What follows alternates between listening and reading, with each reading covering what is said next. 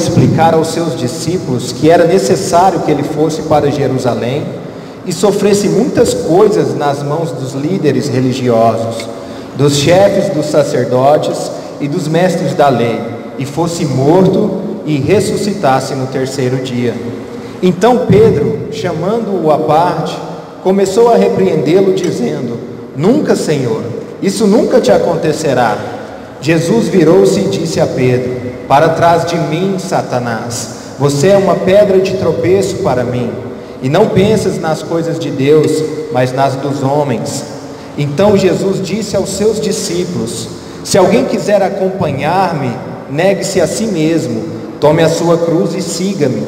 Pois quem quiser salvar a sua vida, a perderá. Mas quem perder a sua vida por minha causa, a encontrará. Pois que adiantará o homem ganhar o mundo inteiro e perder a sua alma?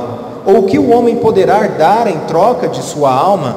Pois o Filho do Homem virá na glória de seu Pai, com os seus anjos, e então recompensará a cada um de acordo com o que tenha feito. Garanto a vocês que alguns dos que aqui estão não experimentarão a morte antes de verem o Filho do Homem vindo em seu reino. Vamos orar, meus irmãos, para Deus nos abençoar nessa palavra. Pai amado, Deus santo, aqui estamos, Pai, diante da Tua palavra, diante do pão da vida, diante do instrumento que o Senhor deixou para que nós pudéssemos entender a Sua revelação. Pai, ilumina-nos agora, traga-nos, Senhor, entendimento, discernimento, que cada palavra possa ser entendida, Pai, que a Tua palavra, o Teu Evangelho possa estar em nosso coração e possa frutificar em nossa vida. Esse é o nosso pedido, Senhor, em nome do Senhor Jesus. Amém. Meus irmãos, então aqui Jesus, Ele está diante dos seus discípulos e começa então a explicar aos seus discípulos a necessidade dele ir até Jerusalém, morrer ali e depois no terceiro dia ser ressuscitado. O Evangelho, ele soa diferente para os homens, porque ele é um Evangelho que vai na contramão do que o mundo ensina. Jesus começa a dizer aos seus discípulos que é necessário que ele morra, que ele sofra, que ele padeça e ressuscite. Porém os discípulos, nós vimos na quarta-feira passada, Deus revelou a eles que Jesus era o Messias, que Jesus era o Filho de Deus, porém eles ainda não compreendiam a missão de Jesus, a missão do Senhor, e muitos dos nossos dias continuam ainda sem entender o que é a missão do Senhor Jesus. Quem é o Senhor Jesus? Por que Ele veio a este mundo? Por que Ele desceu do céu, se humilhou em carne, se humilhou em forma de homem, como diz a carta aos Filipenses, e padeceu neste mundo. Então Ele começa a explicar para os seus discípulos que isso é necessário. Isso é necessário. E Ele dá uma revelação aos seus discípulos, que além dele padecer, aquele que quiser seguir a Cristo, aquele que quiser ser chamado de seu discípulo, também haverá de renunciar muita coisa.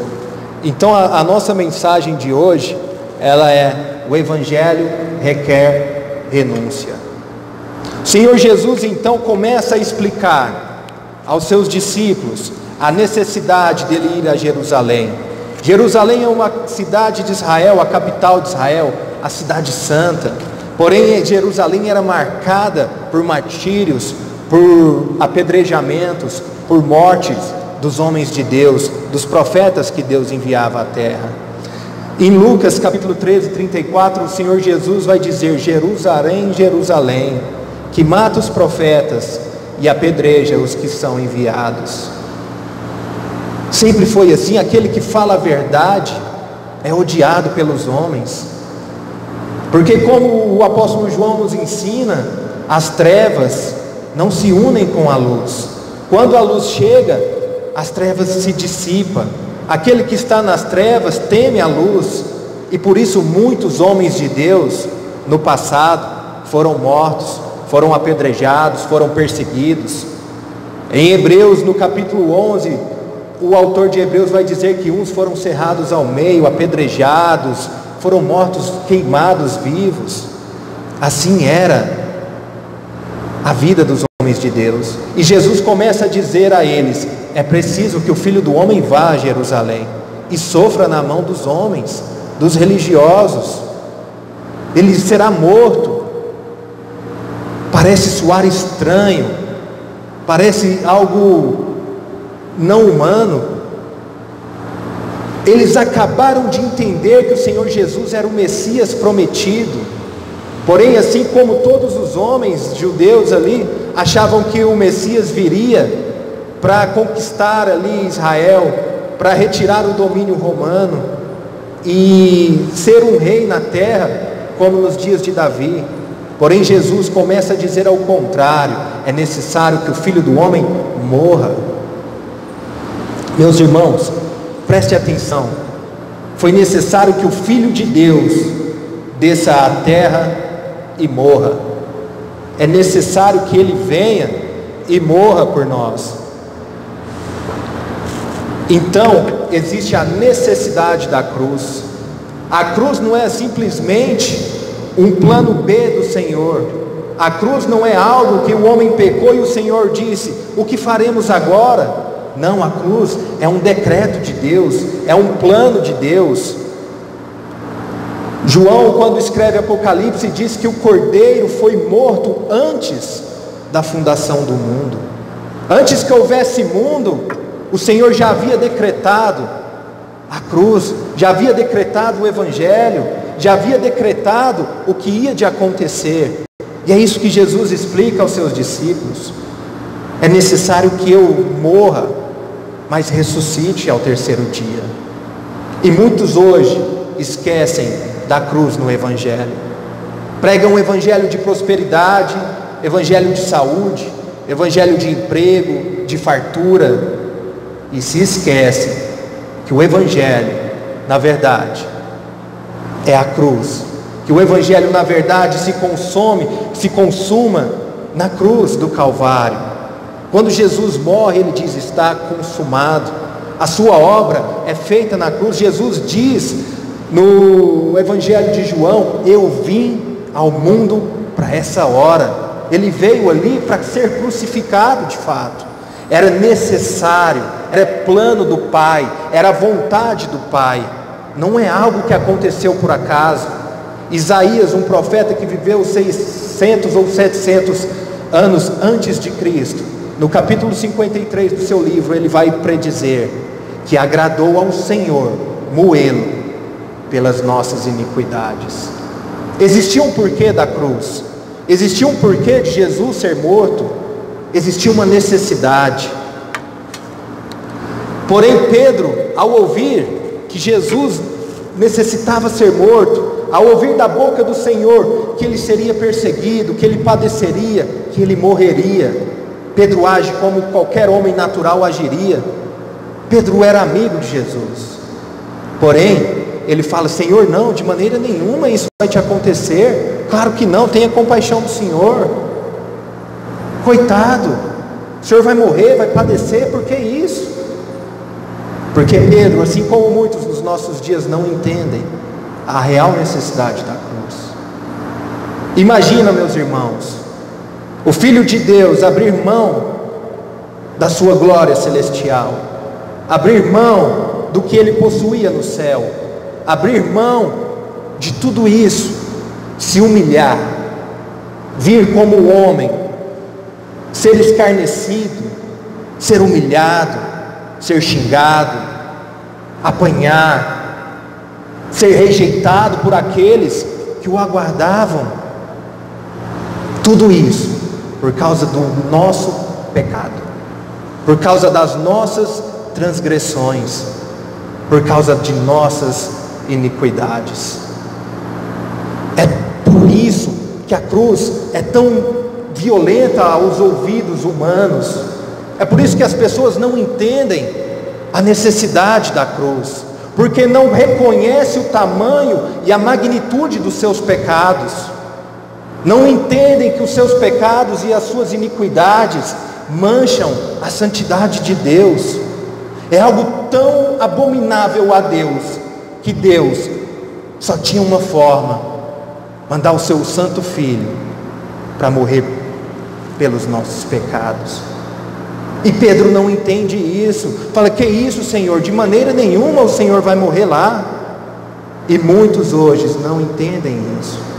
Se as pessoas pudessem mudar a forma do cristianismo, mudariam, porque a cruz, como diz o apóstolo Paulo, é loucura para os homens.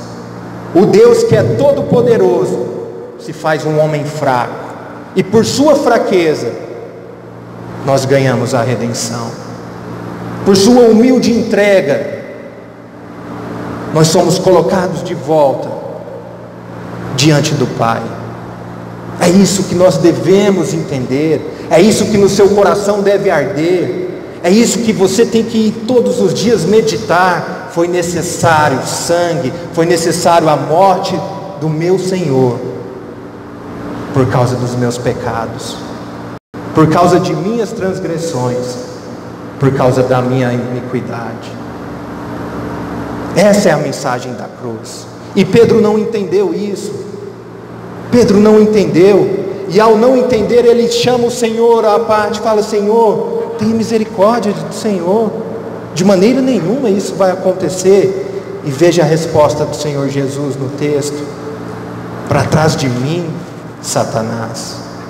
Pedro, que há instantes atrás havia recebido a revelação do Pai, da filiação de Jesus, da natureza messiânica do Senhor Jesus, tinha recebido a revelação que o Senhor Jesus era o Filho de Deus, agora age como um verdadeiro inimigo do Evangelho, querendo impedir a missão do Senhor Jesus de padecer pelos nossos pecados. E Jesus diz: para trás de mim, Satanás, porque essa é a vontade de Satanás, impedir a cruz. Ele não pôde impedir que o Senhor Jesus fosse até a cruz morrer e padecer pelos nossos pecados, mas hoje ele luta para impedir que essa mensagem adentre os nossos corações. Então aquele que vai contra a mensagem da cruz é instrumento diabólico para impedir que essa mensagem chegue aos homens, porque a mensagem do Evangelho é essa: é a morte do Filho de Deus pelo meu pecado. E Jesus repreende Pedro. Pedro, que achara que repreenderia Jesus, recebe uma repreensão. Satanás significa adversário, inimigo. Pedro agia como inimigo do Evangelho naquele momento. Porém o Senhor Jesus foi tentado de todas as formas que nós possamos imaginar, e era mais uma tentação, porque a tentação muitas vezes vem por aquelas pessoas que nós amamos, que andam conosco, que são nossos amigos. Pedro andava com o Senhor Jesus, Pedro amava o Senhor Jesus, por mais que Pedro tenha o negado no dia da paixão de Cristo, Pedro amava o Senhor Jesus. Depois o Senhor Jesus aparece a Pedro e diz: Pedro, tu me amas? Pedro diz: sim. Jesus repete: Pedro, tu me amas? Ele repete: sim. E na terceira vez o Senhor Jesus repete, e Pedro diz: Senhor, o Senhor sabe que eu te amo, o Senhor sabe todas as coisas. Pedro amava o Senhor Jesus. Muitos aqui têm amor pelo Evangelho, mas acabam também agindo como Pedro. Nós agimos como Pedro, muitas vezes rejeitando a mensagem da cruz, querendo um outro Evangelho, querendo uma outra forma de buscar a Deus, querendo se aproximar a Deus de outras maneiras. Mas só há um caminho que leva ao Pai, e esse caminho é o Senhor Jesus. E esse caminho é crer na obra que o Senhor Jesus fez na cruz. Não há outro caminho. O apóstolo João no capítulo 3 diz: aquele que crê será salvo. Crê nisso, que ali naquela cruz o meu pecado era castigado no Senhor Jesus. Mas ele continua: quem não crê já está condenado. É isso, é a graça, é crer. nesse caminho que o Senhor Jesus estava predizendo aos seus discípulos.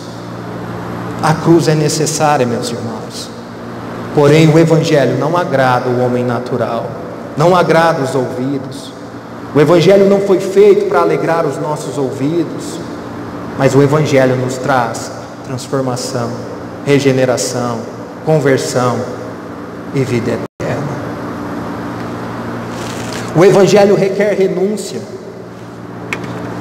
Veja nos versículos 24 e 25, Jesus diz: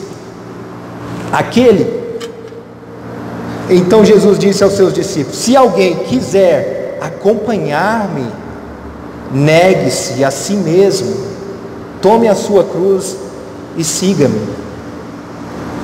Deve haver renúncia. Se alguém quiser o Evangelho para si, deve negar a si mesmo.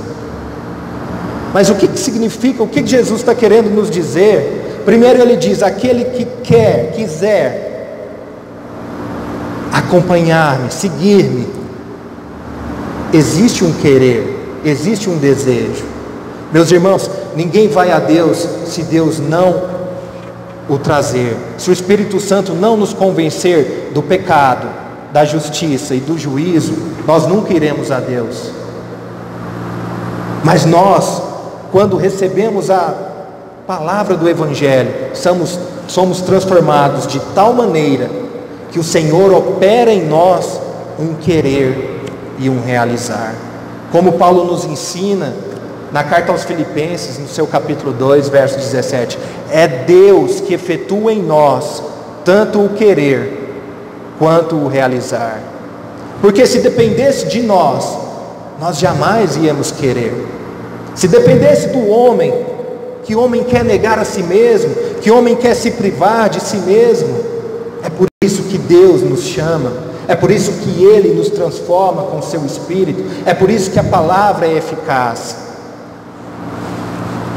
Deve negar-se a si mesmo, deve negar o seu eu, a sua justiça própria. Nós devemos negar aquilo que nós almejamos e nos entregar verdadeiramente ao Senhor, entender o que o Senhor quer, o que o Senhor deseja. Negar a si mesmo, devemos negar, dizer não aos nossos desejos, dizer não às nossas vaidades, dizer não à nossa concupiscência. Como a irmã Priscila leu aqui na carta de Tiago, a concupiscência, ou seja, a cobiça, o desejo, é que gera luz ao pecado. É como se a cobiça, a concupiscência, fosse a mãe do pecado. E nós temos que negar isso, os nossos desejos, as nossas cobiças. O querer tem que ser o querer de Deus. E ele continua no texto dizendo: tome a sua cruz e siga-me. O Senhor Jesus morreu na cruz por nós, mas cada um de nós, se quiser seguir ao Senhor Jesus, se quiser ser discípulo do Senhor Jesus, deve tomar a sua cruz, deve padecer pelo Evangelho. O Evangelho não é fácil, meus irmãos. O que é vendido lá fora é ilusão. O Evangelho não é cor-de-rosa. O Evangelho é renúncia, é luta, é cruz. Devemos carregar a nossa cruz e seguir ao Mestre. Porém, lembre-se, aqui temos a cruz, mas um dia teremos a coroa. Nós seremos recompensados se seguirmos ao Senhor. Mas o Evangelho é renúncia. Por que vocês pensam que Jesus, ao dizer que o caminho é estreito e a porta é apertada, e são poucos os que entram por ela, essa porta que leva à vida, em contramão disso, o caminho do outro lado é largo e a porta é muito larga, e são muitos os que todos os dias entram por ela para a perdição. O Evangelho não é cor-de-rosa, é renúncia, é cruz, é seguir ao Mestre. Se o próprio Filho de Deus se humilhou, abriu mão do que tinha, será que Ele exigirá menos de nós? Não, meus irmãos. Porém, continuemos o texto.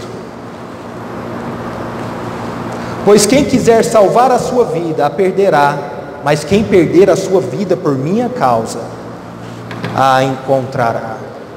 Muitos querem salvar a sua vida acumulando bens. Muitos acham que salvam a sua vida adquirindo coisas, fazendo obras. Mas não. Aquele que quiser salvar a sua vida, irá perdê-la, porque a salvação não está na minha ou na sua mão. A salvação pertence ao Senhor. Deus é a salvação. E aquele que perder a sua vida por minha causa, algumas Bíblias vão dizer, por amor de mim, a encontrará. O Evangelho é amor por Cristo. Nós devemos amar ao Senhor Jesus. Perder a nossa vida é justamente abrir mão dos nossos desejos, das nossas cobiças, do nosso pecado, por amor a Cristo, por amor dEle, por causa dEle. Se Ele abriu mão de sua glória por amor e padeceu, com toda certeza é o amor que vai nos encaminhar ao Senhor Jesus. Nós o amamos porque Ele nos amou primeiro. É o que o apóstolo ensina. E é por amor que nós devemos seguir o Senhor Jesus. É por amor. Quando a palavra vem eficaz em nossos ouvidos, transforma o nosso coração, tira as trevas e traz a luz. E o amor nasce com o novo homem, com a nova criatura. Confiem no amor de Deus, confiem no amor de Cristo. É o que o apóstolo João diz: Deus amou o mundo de tal maneira que deu de graça, é dado o seu Filho unigênito, para que aqueles que nele creem não pereçam, mas tenham a vida eterna. É amor, o Evangelho é amor, mas o conceito de amor que nós temos é muito diferente do conceito de amor de Deus. O apóstolo Paulo vai escrever em 1 Coríntios capítulo 13, o amor é sofredor. O Senhor Jesus sofreu por amor. Nós também devemos sofrer por amor a Ele. Mas o sofrimento aqui, como foi lido na carta de Tiago, o Senhor não nos dará prova acima de nossas capacidades. O Senhor Jesus foi para a cruz sozinho, mas a nossa cruz nós carregamos com Ele. De maneira nenhuma carregaremos sozinhos, de maneira nenhuma estaremos só. Ele nos promete: estarei convosco todos os dias, até a consumação dos séculos. Meus irmãos, o Evangelho é renúncia, mas também é amor, mas também é o amor divino, o amor verdadeiro, o amor que tudo sofre, tudo suporta, tudo crê. O Evangelho também nos traz recompensas. Não pensemos que Deus apenas nos exige negarmos a nós mesmos, mas Ele nos traz recompensas. Acompanhe comigo os versos 26 a 28. Pois que adiantará o homem ganhar o mundo inteiro e perder a sua alma? Do que adianta eu ganhar o mundo todo e perder a minha alma?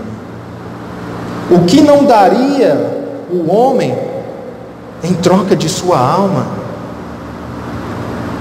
Existe uma passagem que o Senhor Jesus diz que certo homem tinha uma plantação e ele plantou, e nesse ano deu tanto a colheita dele, foi tão abundante, tão farta, que o celeiro que ele tinha não carregava tudo, não acolhia tudo, não dava para guardar tanta fartura. E aí ele para e medita e pensa: o que eu vou fazer E ele diz: já sei, eu vou derrubar esse celeiro e vou construir um bem maior. E aí eu vou guardar tudo que eu plantei. E aí eu vou falar para minha alma: alma, fique tranquila, coma, beba e se regozije. Porém o Senhor Jesus completa e o chama de louco, porque Deus lá em cima diz: louco, hoje mesmo pedirão a sua alma. Do que adiantou o homem ter fartura, se naquele dia a sua alma seria requerida? Não adianta correr atrás de bens, não adianta acumular tesouros na terra, onde os ladrões roubam, onde as traças corroem, mas entesouremos os nossos tesouros nos céus, onde o Senhor guarda por nós, onde nenhum ladrão entra e rouba, e onde a traça não destrói. Não é com bens, não é ajuntando bens que nós vamos salvar as nossas vidas. Quantos hoje acordaram e pensaram: eu vou vender, eu vou comprar, eu vou juntar, eu vou ganhar, eu vou contratar, eu vou demitir, eu vou correr atrás, eu vou ajuntar, a minha conta tem que engordar. São loucos e se esquecem das coisas de Deus, se esquecem do autor da vida. Meus irmãos, é muito sério. Não é ajuntando bens. O homem pode ganhar o mundo inteiro. Imagina ter o mundo inteiro. É como Satanás ofereceu ao Senhor Jesus: se me adorar, eu te dou esse mundo todo. O mundo inteiro não vale nada perante o grande dia. Uma alma não é comprada pelo mundo inteiro. E o que o homem não daria por sua alma? O Senhor Jesus conta uma história de um rico e de um mendigo chamado Lázaro. Esse homem rico vivia as suas vaidades, as suas luxúrias, enquanto Lázaro era lambido pelos cachorros, era ferido e jogado, desprezado. Certo dia o homem morreu, e o Senhor diz que ele foi encontrado no inferno em tormento. E o tormento ali era tão grande, que ele queria apenas que alguém molhasse a pontinha do dedo e refrescasse a sua língua. Porém ele não teve refresco. Aquele homem daria toda a sua riqueza, que viveu esbanjando, com luxúrias, com festas, com vaidades, por uma gotinha de água naquele tormento. O que não daria o homem por sua alma? Mas a verdade é que o homem não pode comprar a sua alma. O homem não pode comprar a sua salvação. Apenas o Senhor, apenas Deus, a Ele pertence a salvação. Que isso fique gravado em nossos corações, que isso seja pregado aos nossos familiares, porque não adianta também o homem ganhar o mundo inteiro e perder a sua casa. Continuando o texto, meus irmãos: pois o Filho do Homem virá na glória de seu Pai com os seus anjos, e então recompensará a cada um de acordo com o que tenha feito. Nós sabemos que não somos salvos por obras nenhuma que fazemos.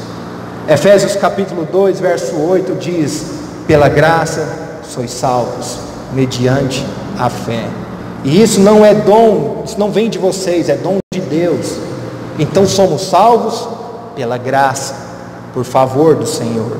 Mas o Senhor é tão misericordioso, que quando Ele nos regenera, nós vimos que Ele muda em nós o nosso querer, e nós começamos a produzir os frutos do Espírito, as boas obras. Aquele que roubava começa a doar, aquele que matava começa a ensinar a vida. Há conversão e há boas obras, porém essas obras também vêm do Senhor. Paulo vai nos ensinar que nós fomos predestinados a todas essas boas obras em Jesus Cristo. Nele nós fazemos as boas obras, porque Ele habita naquele que o recebe. Porém Ele é tão misericordioso e bondoso, que no dia que Ele virá na sua glória, Ele nos recompensará, se assim crermos no Senhor Jesus. Ele recompensará a cada um. A nossa renúncia, a nossa abnegação, o nosso matar o nosso eu próprio, não será deixado sem recompensa.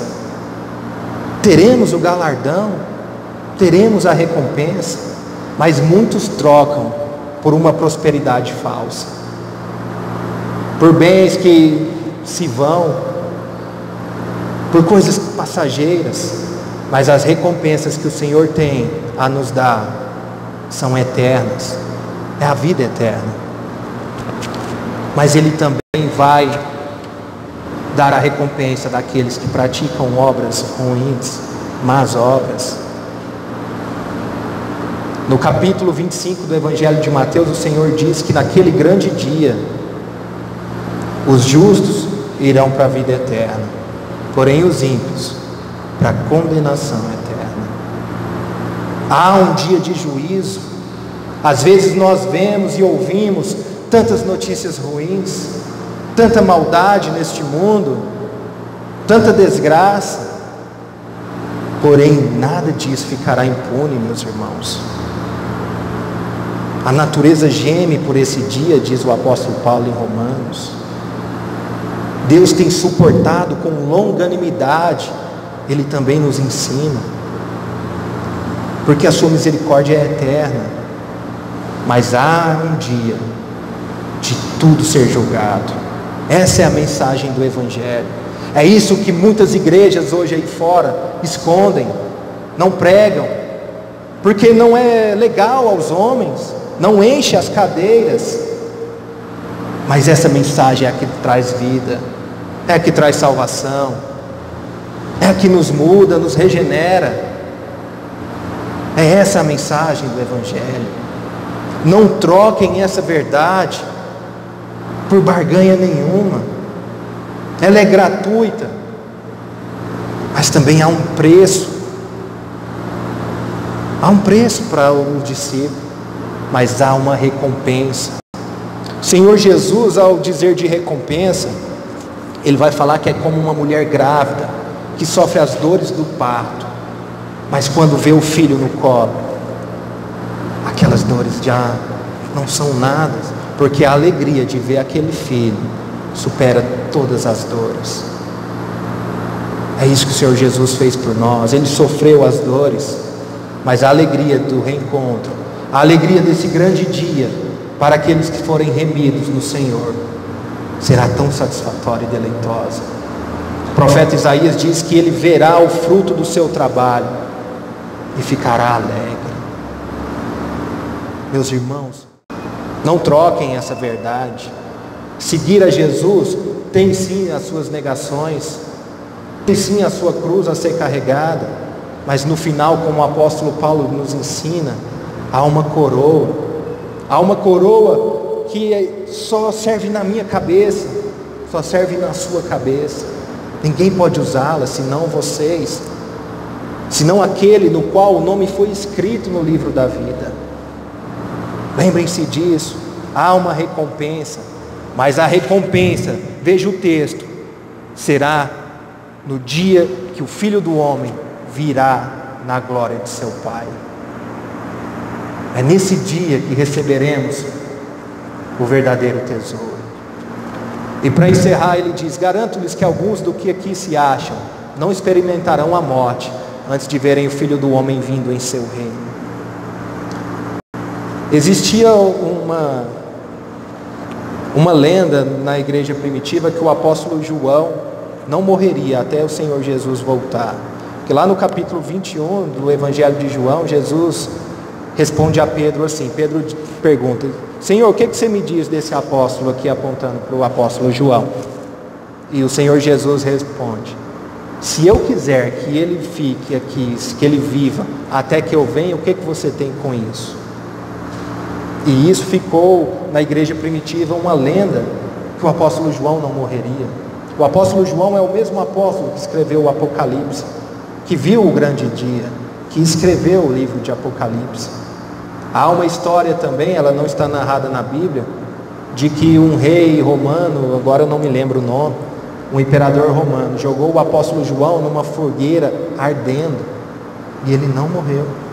Então crescia isso. Mas o Senhor está dizendo aos discípulos: alguns do que aqui estão se acharão, não experimentarão a morte antes de verem o Filho do Homem vindo em seu reino. O Senhor Jesus estava falando sobre a ressurreição dele. Os apóstolos viram o Senhor Jesus ressurreto. Lembre-se que o texto começa, o Senhor Jesus falando sobre a sua morte, sobre a sua necessidade de ir a Jerusalém e sofrer no Evangelho. Então ele termina o texto dizendo: calma, vocês me verão na minha glória ressurreto. No terceiro dia o Senhor Jesus ressuscitou. Os apóstolos viram. Marcos 16, Mateus 28, os evangelhos todos retratam os apóstolos se encontrando com Jesus ressuscitado. Então o texto aqui no final se trata disso, porque sim, há morte no evangelho, mas há ressurreição e vida. A morte vem, mas é a ressurreição e a vida que prevalece. Porque o evangelho nos ensina que quando nós perdemos, nós ganhamos. Que quando nós somos fracos, aí que somos fortes. Que quando nós estamos abatidos, aí que somos reerguidos pelo Senhor. O evangelho é a contramão do mundo. Por isso que soa como loucura aos homens. Porque eu posso estar sofrendo hoje os meus problemas pessoais, mas se eu crer e lembrar desse grande dia, lembrar dessa promessa, trará a paz que excede todo o entendimento, que excede, que passa todo o entendimento, que passa toda essa realidade. E a fé me leva até visualizar o Senhor, até visualizar esse grande dia e almejar por Ele, almejar por esse grande dia que Ele começa a ensinar os apóstolos. E repito as palavras de João: Maranata, ora vem Senhor Jesus. Meus irmãos, então, para encerrar, a cruz é essencial para o evangelho. Não há evangelho sem cruz. Não há evangelho sem lembrarmos que o Senhor Jesus morreu, padeceu por nós, pelos nossos pecados, pelas nossas iniquidades. O Senhor Jesus morreu por pecadores. Você só irá crer no evangelho se considerar um pecador, se olhar para dentro de si e ver que é pecador. No evangelho não tem espaço para orgulho, para justiça própria. E a cruz nos ensina isso, que o nosso pecado era tão abominável a Deus, que foi necessário o sangue do seu Filho nos redimir. Os homens naturais não aceitam a mensagem do evangelho. Meus irmãos, não se iludam. O evangelho verdadeiro, da verdade, ele não será bem quisto aos homens. Não era nos dias de Jesus e não será agora. Pelo contrário, a palavra nos ensina que a cada dia que passa, os homens vão esfriando mais na fé. E se não fosse por amor de Deus aos seus eleitos, nem os eleitos assim resistiriam a tal apostasia. Os homens naturais não aceitam a palavra do evangelho, não aceitam a verdade, não aceitam a cruz. Porém, aquele que é transformado pelo Senhor, é convencido pelo Espírito Santo, que é miserável e necessita do Senhor, esse é transformado, esse aceita e deseja o evangelho. O evangelho requer renúncia, meus irmãos, mas lembre-se que haverá recompensa. Deus é justo, mas não pela nossa justiça, mas pela justiça imputada a nós pelo Senhor Jesus. Deus recompensará pelo trabalho do Senhor Jesus, pela obra dele, porque o Senhor Jesus morreu pelos seus eleitos, pelo seu povo, por aqueles que creem e crerão nele. E o Senhor não deixará esse sem recompensa. Lembrem-se disso. Não desanimem. Não desanimem. Coloquem em oração, em súplica, todos os seus problemas, e o Senhor os ouvirá. Vamos orar ao Senhor, vamos agradecer ao Pai, que essa mensagem possa adentrar no nosso coração.